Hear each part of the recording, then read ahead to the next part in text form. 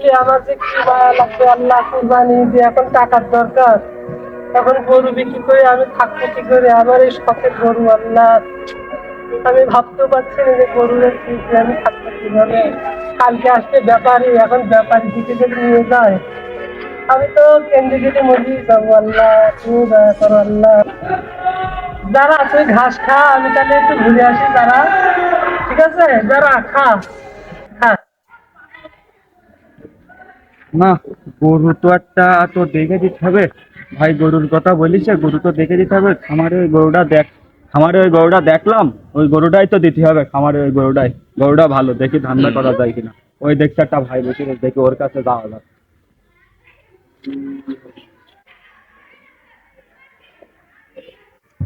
গরুটা তো বেশি দেবো এখন, মানে বিশাল কষ্ট লাগছে। তারপরও যদি দাম কম বলে না কি বলে, এখন কিছু ভেবে পাচ্ছি না।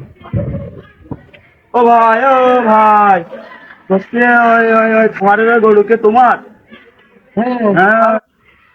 তা ভাই করছিলাম, গরুটা কি বেচবা? ব্যস্ত তো অবশ্যই, কিন্তু সেইভাবে দাম যদি হয় তাহলে আমি তা বেচতে কি পারি। অন্য ব্যাপারে আসিল গরুর জন্য দেখছি?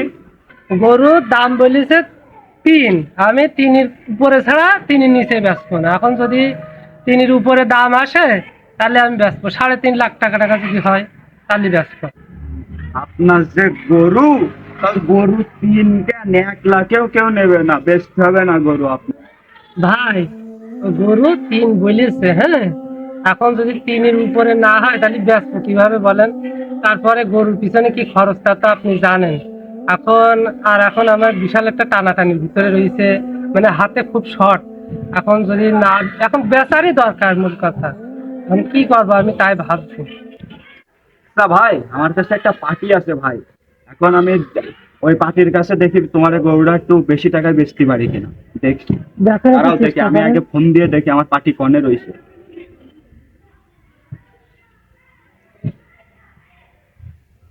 আসসালামু আলাইকুম ভাই। ভাই ভাই গরু তো একটা পাইছি ভাই। হ্যাঁ, আসেন।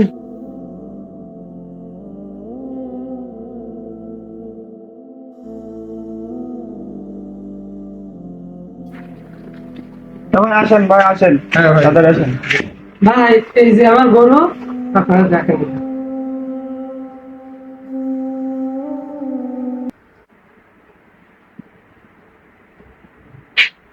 গরুটা তো মনে করো পছন্দ হয়েছে। এখন দেখো কত কিরম বলে, আর ওই মন বসতি করে। হুম, ওকে ওকে, দেখছি দেখছি গরুটা কেমন বসতি। গরুটা ভালো হচ্ছে, গরুর দাম এখন ওই ভাই কইছে যে 2 লাখ টাকা। গরুর দাম এখন নিম্ন পতন হলো 3.5 লাখ টাকা দাম আসবে। আমি দেখছি গরু কি দেখি করা যায়, আপনার কোনো টেনশন করার কোনো কারণ নেই। তা ভাই গরু কত কিরাম দিতে চাচ্ছ?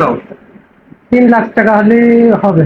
3 লাখ টাকা? তোমারও গরু 3 লাখ টাকায় কেউ নেবে? গরু, গরুর গায়ে নেই গো, সার পালটা সব বেড়ে গেছে, ওর ঠ্যাঙে নেই কিছু। গরুকেও 3 লাখ টাকায় নেয়? 2 লাখ টাকা দিচ্ছি, দেখো গরু দিয়ে দাও। এত কষ্ট করে গরুটা মানুষ করলাম, তাই একটু বাড়াই টাড়াই বলেন। বুঝছে কি, আমি তো বাড়াই কইছি ভাই। এখন ভাই তো ভাই 2 লাখ টাকা, আমি তাও আপনার 2 লাখ টাকায় বেশি দিচ্ছি। এখন বুঝতে পারছেন আপনি?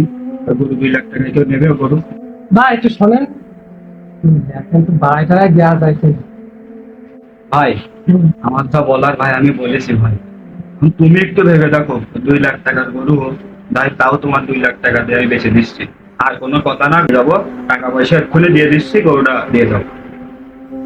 ভাই তাহলে আপনার উপর বিশ্বাস করলাম, আপনি যেটা ভালো মনে করেন সেটা। আচ্ছা ঠিক আছে ভাই।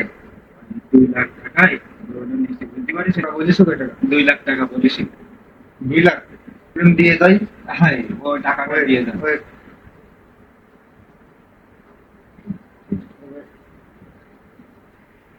এই নেন ভাই, টাকাটা নেন। আপনার কোনো সমস্যা নেই তো? ঠিক আছে। আচ্ছা ঠিক আছে ভাই, টাকাটা তাহলে আপনি গুনে নেন। আপনার উপর আমার বিশ্বাস আছে না, গুণা লাগবে না, এই আমার বিশ্বাস। আচ্ছা ঠিক আছে ভাই, ঠিক আছে। তাহলে আমরা এখন চলে যাচ্ছি। ঠিক আছে, ঠিক আছে, যাও। আচ্ছা ভাই, তাহলে ভালো থাকো তাহলে। হ্যাঁ, আবার দেখা হবে। কি টাকাটা একটু গুনে দেখি। বললা, এই যে সব 20 টাকা 10 টাকা নোট এইভাবে প্রতারকরা ফাঁকি দেয়।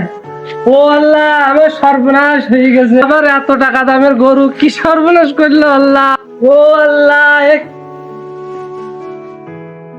দর্শক আসসালামু আলাইকুম। আপনারা যে আমাদের যে ভিডিওটি দেখতে পাচ্ছেন ইতিমধ্যে, এই ভিডিওটা আপনাদের সতর্কের জন্য আমরা বানিয়েছি। কারণ আপনারা যে গ্রামে যত সহজ সরল মানুষ থাকে তারা বেশিরভাগ প্রতারিত হয়। দেখা গেল যখন আমরা গরু কিনি, গরু কেনার পরে যে টাকাটা নিই আমরা, দেখা গেল বিশ্বাস করে টাকাটা গুনি নিই। টাকার মধ্যেই দেখা গেল আপনার জাল টাকা দিতে পারে, আবার টাকার মধ্যে অনেক ফাঁকিও দিতে পারে, টাকা দিইনি এরকম। এই জন্য গুনে নেবেন, দেখে শুনে সব কিছু বিবেচনা করে তারপরে গরু বেচবেন। আমার আর কিছু করার নেই। আমার টিমের কারো যদি কিছু করার থাকে তাহলে বলতে পারো। আমরা এই যে কুরবানির সময় যে গরুটা কিনি, এই গরুটা কেনার সময় অনেক লোকজন টাকা দেয়। সেই সব টাকা আমরা যদি গুনে নিই তাহলে এর প্রতারণা থেকে আমরা অনেক দূরে থাকবো ইনশাল্লাহ।